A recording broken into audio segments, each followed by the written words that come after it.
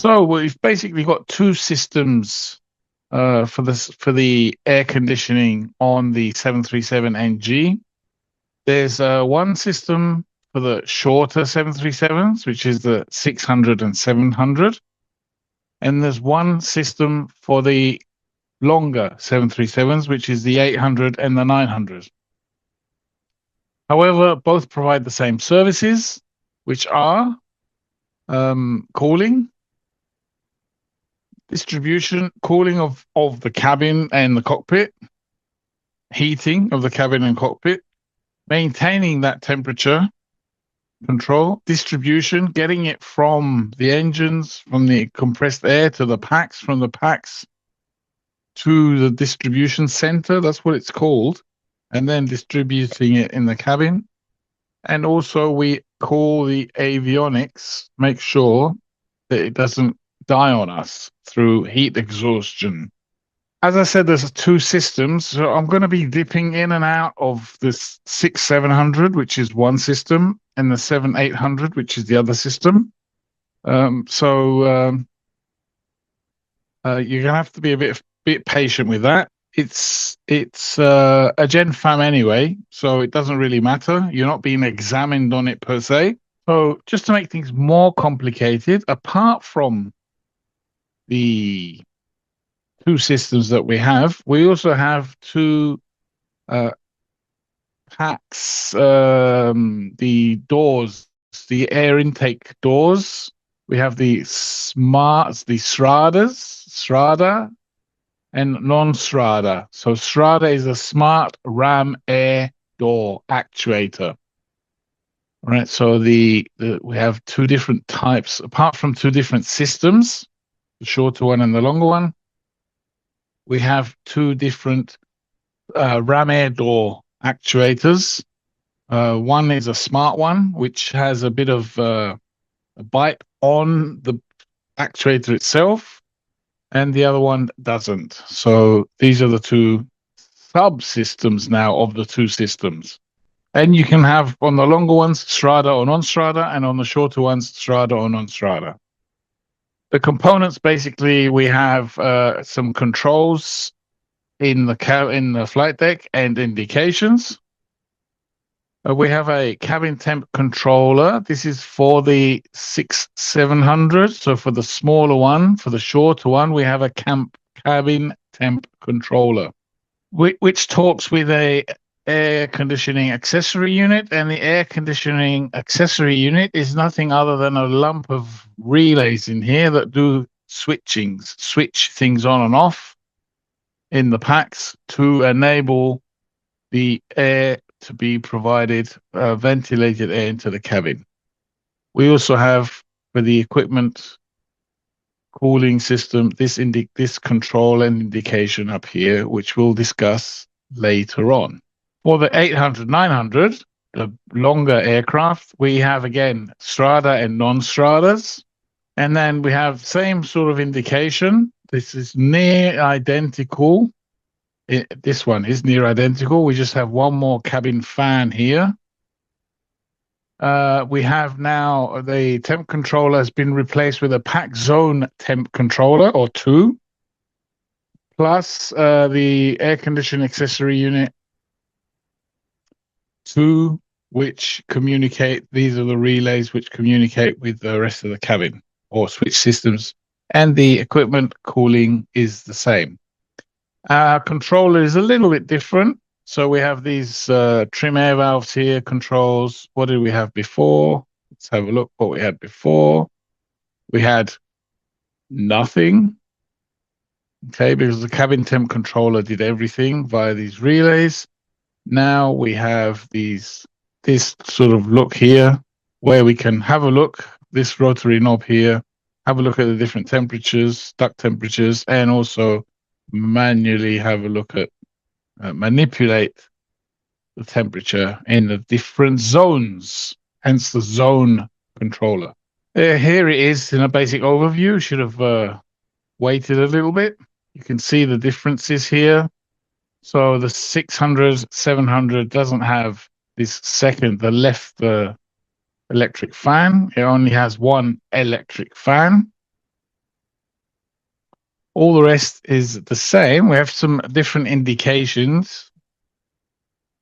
Okay, so some different titles, so to speak.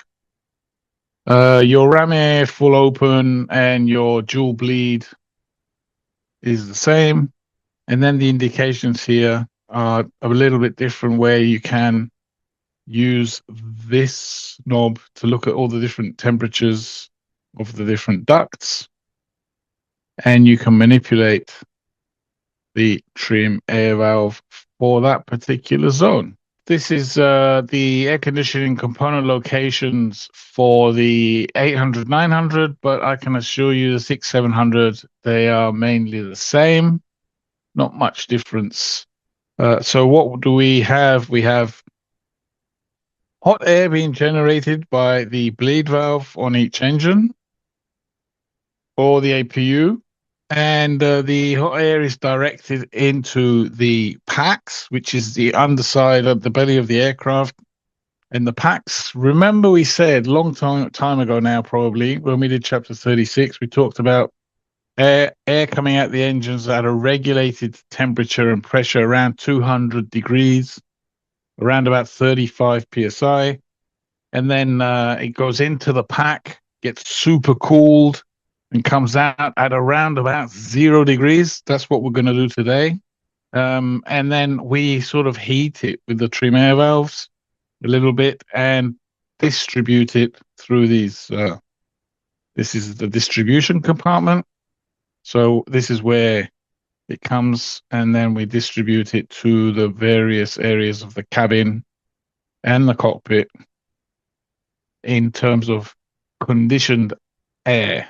So if you took part in our workshop week, this was a couple of months ago, you would we had a session on the FCOM, and we used it on it was called the FCOM hack, and we used a live example of how Chris, as an engineer and pilots, use the FCOM as a user's guide to be able to see how a system works.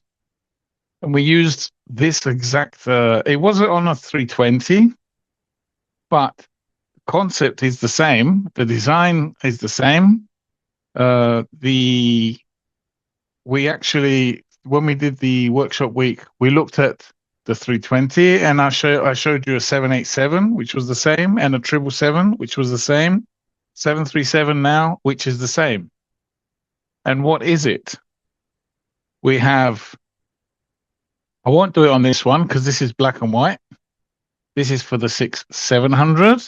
But if you look at this and this, okay, this is much more easier to look at and understand because it's got hot air with a pinkish color and then cold air with a grayish color, so we can understand that concept as well.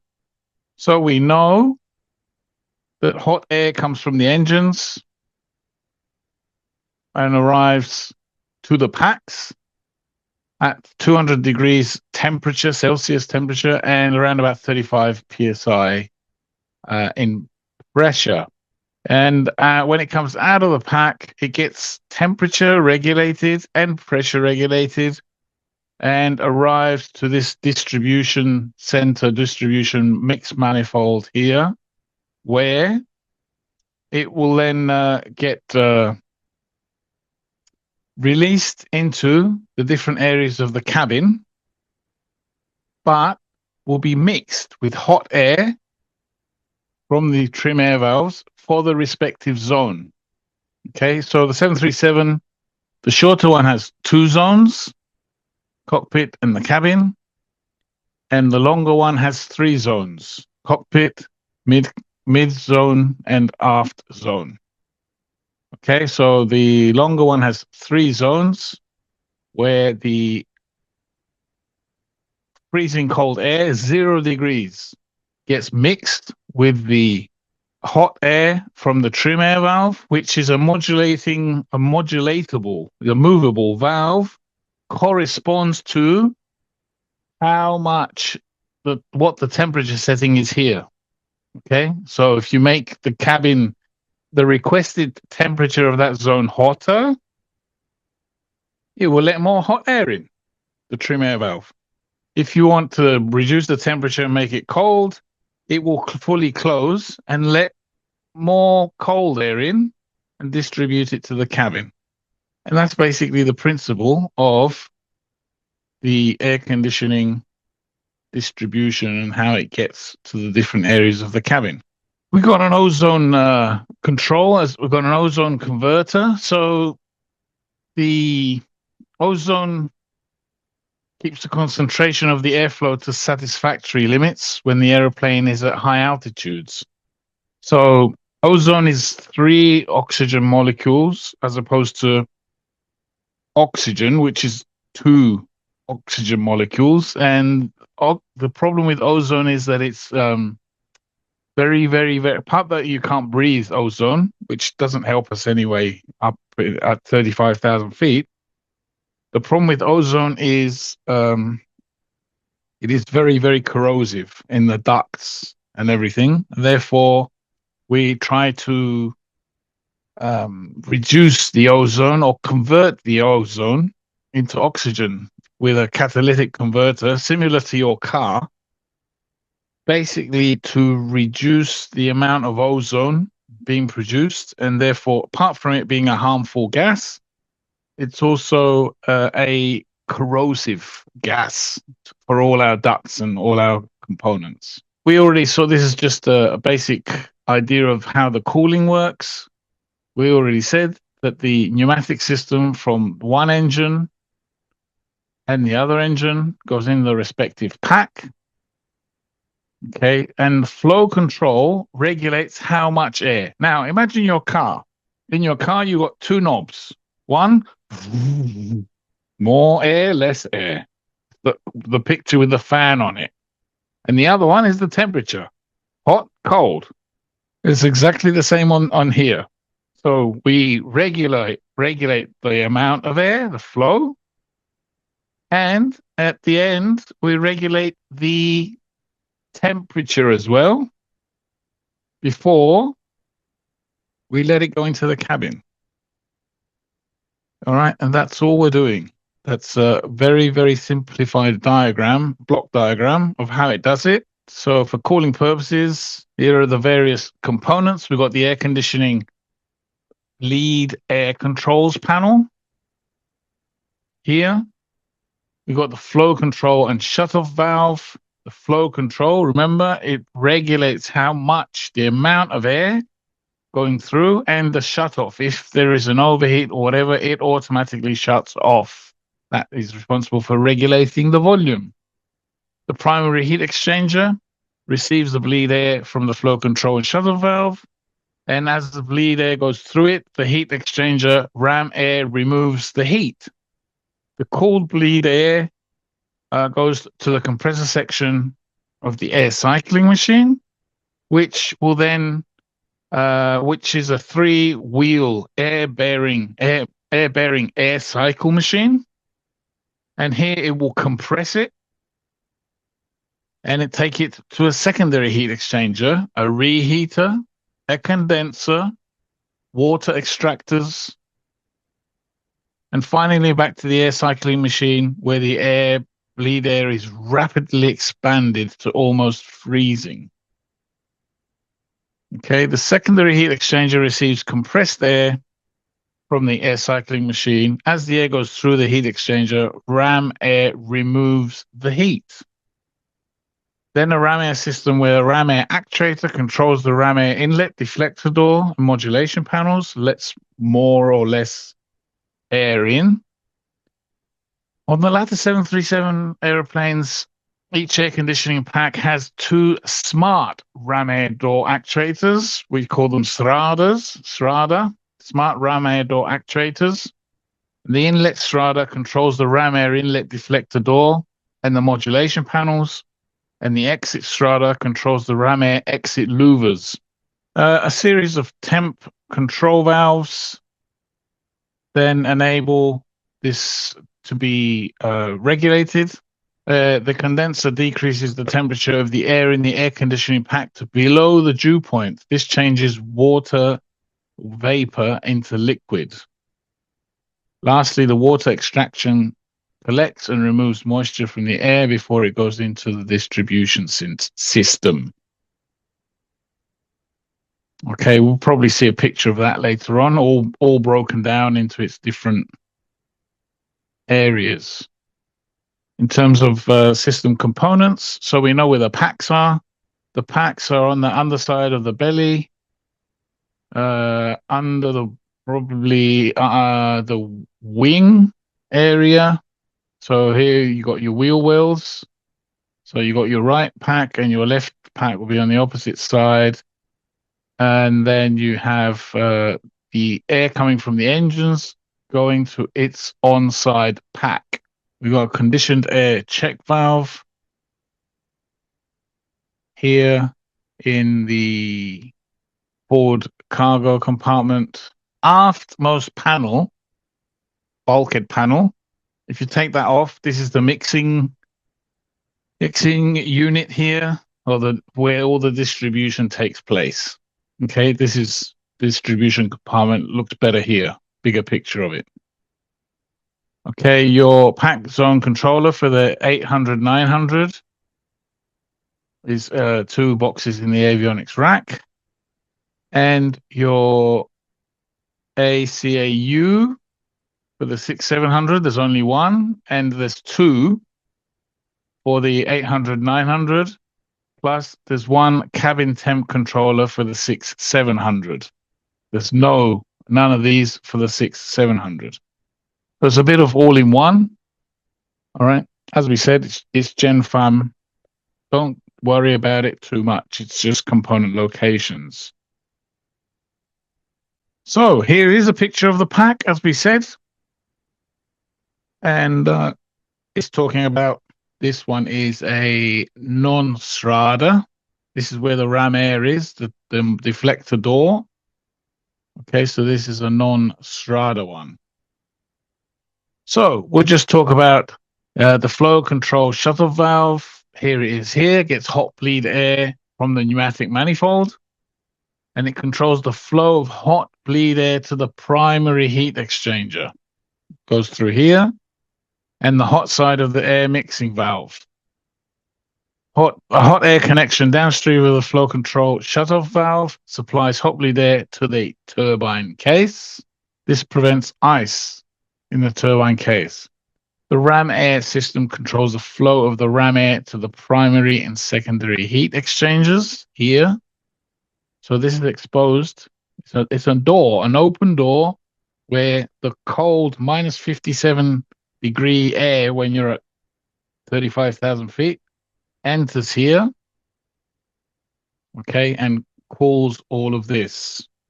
So when the bleed air goes through the primary heat exchanger, ram air, this stuff here, it removes some of the heat. This partially cooled bleed air goes to the cold side of the air mixing valve. From the air mixing valve, the partially cooled bleed air goes to the compressor section of the air cycling machine. The compressor section increases the pressure, unfortunately also increases the temperature of the partially cooled air. So we've got to start again. The compressed air goes through the secondary heat exchanger, where ram air removes again some of the heat. This bleed air goes through the turbine section of the ACM, here, the air cycling machine. The turbine section uses rapid expansion to decrease the temperature of the bleed air.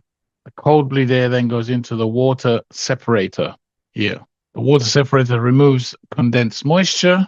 The water spray nozzle sprays this water. There you go. It gets sprayed in here to further cool the ram air duct. If the temperature of the cold bleed air in the water separator is less than 35 degrees Fahrenheit, so water freezes at 32 degrees Fahrenheit. So 35 degrees Fahrenheit is very close to freezing. There's a low limit, 35 Fahrenheit low limit system that specifically adds partially cooled bleed air to the cold bleed air in order to increase the temperature a bit. So we've got that cold now that the air that we're producing is near freezing. So we have to actually heat it up again. And we do that with that anti-icing valve. The mixing chamber adds hot bleed air from the hot side of the air mixer valve. Okay, and then we get the pack having overheat protection components that automatically stop operation of the pack and put the pack trip off light on, which we saw on the control panel, which you can then reset by pressing the trip reset push button, spring-loaded push button switch.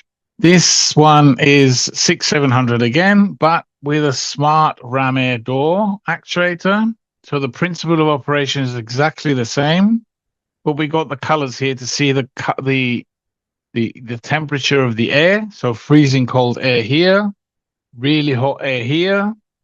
It gets cooled a little bit, turns from red hot to orange red.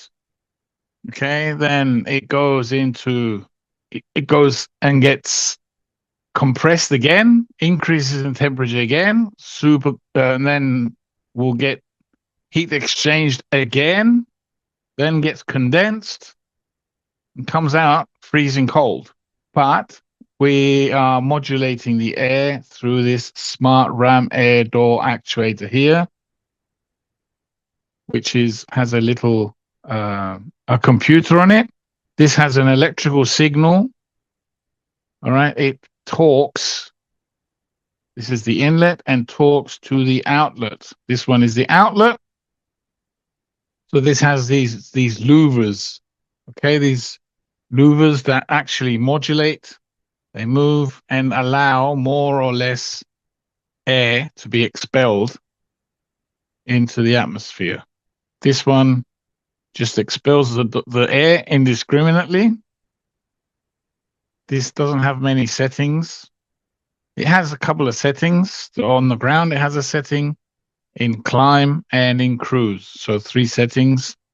This one has more or less 3 settings, but it also has adjustable exhaust sort of louvers to adjust how much air you want to dissipate.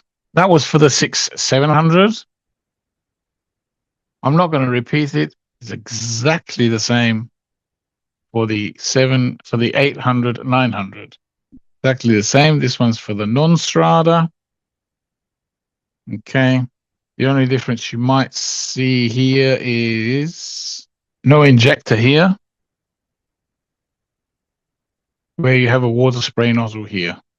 That's the 800, 900 with the SRADAs, doing exactly what the 600, 700 was doing with the SRADAs.